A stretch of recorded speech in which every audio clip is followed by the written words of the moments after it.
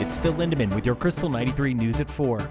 The Old County Courthouse got heated today in Breck when Sheriff Jamie Fitzsimons invited Flock to come talk about its growing network of automated license plate readers. If you're concerned how the Summit County Sheriff's Office uses it, we have a policy. Well, I appreciate that. I've not seen so there are policy, so I can't speak to your guardrails. But so there are guardrails. There's very specific guardrails. For you. That was the sheriff trading barbs with Commissioner Tamara Pogue.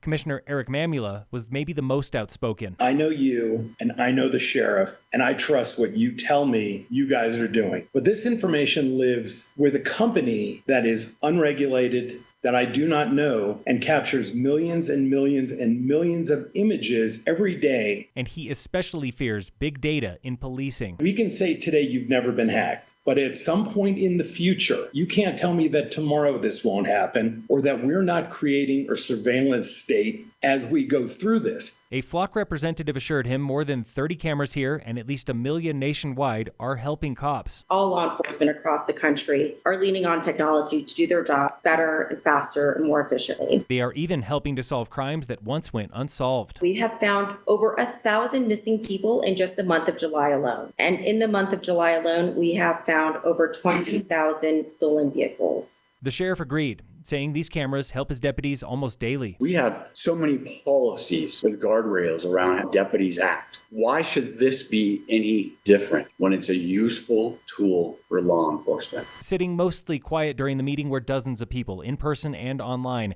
until liability and immigration were brought up. There's a great deal of sensitivity to ICE. Maybe sensitivity, but what I'm saying is that there hasn't been an ICE incident here since almost a year ago now. There was an Well, ICE. that's a different debate for another time. The sheriff told commissioners local cameras have not been shared with federal agents. Colorado law prohibits their use for immigration and for reproductive cases.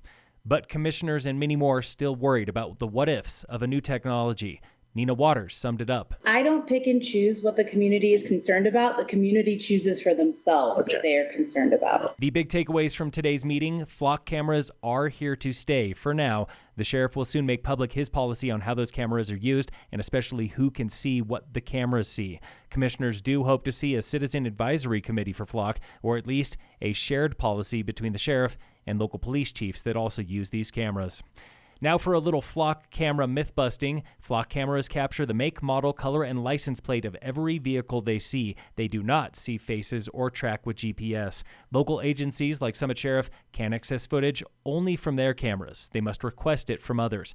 Private companies and even HOAs have Flock cameras. Their footage can be used only for criminal investigations, but with one exception, a law enforcement hot list. The Summit hot list includes missing, endangered, or runaway people. Here in Summit, Flock footage is stored for 30 days. After that, it is scrubbed and cannot be recovered. Footage can be saved for longer, but only if it is evidence in an active criminal case. Flock itself does keep tabs on every vehicle search. In recent months, the company is writing new fail-safes to better protect its data.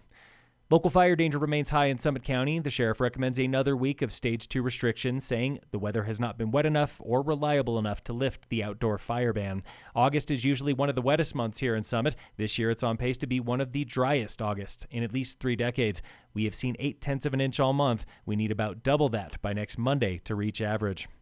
In sports, the Rockies play the Nationals again today, and in local sports, the crew at Frisco Rail Park already counting down the days to winter, and it could be the biggest ever. The rail park will be open 7 days a week for the first time ever this coming season. It's served by that rope tow out at Frisco Adventure Park.